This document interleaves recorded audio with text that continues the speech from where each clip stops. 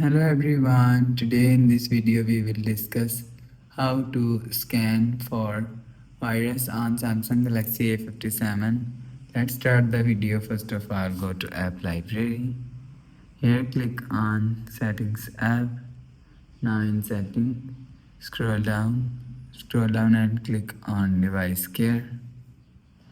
After click on device care, scroll down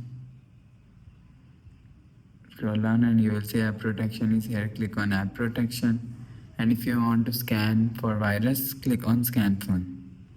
You will see scanning is start. You will see.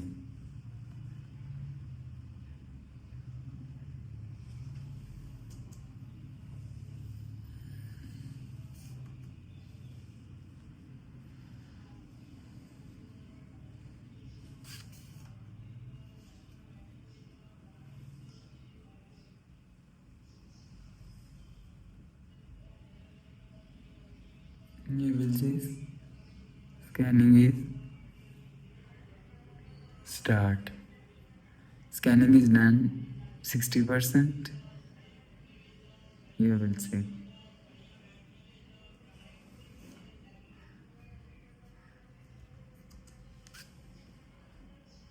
Scanning is done 90%.